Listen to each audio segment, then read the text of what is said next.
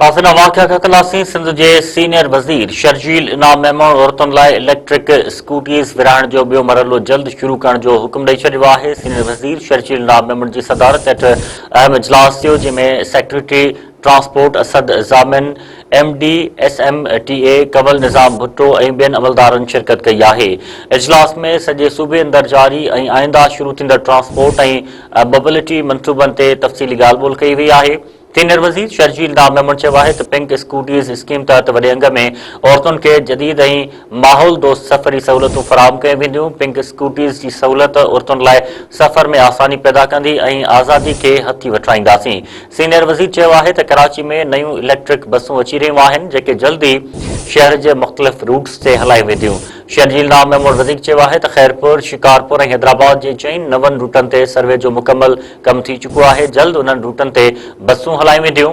हिन महीने सभई नवां रूट शुरू कया वेंदा त जीअं उन्हनि ज़िलनि जा शहरी बि जदीद सफ़री सहूलियतुनि मां फ़ाइदो हासिल करे सघनि।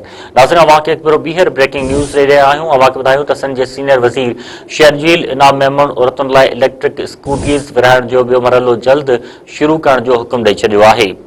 सीनियर वज़ीर शर्जील इनाम मेमण जी सदारत हेठि अहम इजलास थियो, जंहिंमें secretary transport Asad Zamin, MD SMTA Kamal Nizam Bhutto ऐं ॿियनि अमलदारनि शिरकत कई आहे। इजलास में सॼे सूबे अंदरि जारी ऐं आईंदा शुरू थींदड़ ट्रांसपोर्ट ऐं मोबिलिटी मंसूबनि ते तफ़सीली ॻाल्हि ॿोल कई वई आहे।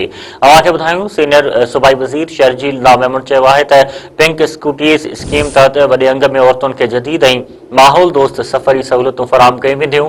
पिंक स्कूटीज़ जी सहूलियत औरतुनि लाइ सफ़र में आसानी पैदा कंदी ऐं आज़ादी खे हथी वठाईंदासीं। सीनियर वज़ीर चयो त कराची में नयूं इलेक्ट्रिक बसूं अची रहियूं आहिनि, जेके जल्द ई शहर जे मुख़्तलिफ़ नवनि रूट्स ते हलाई वेंदियूं।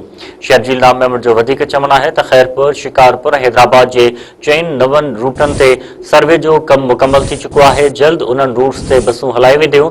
हिन महीने सभई नवां रूट शुरू कया वेंदा त जीअं उन्हनि ज़िलनि जा शहरी बि जदीद सफ़री सहूलियतुनि मां फ़ाइदो हासिल करे सघनि।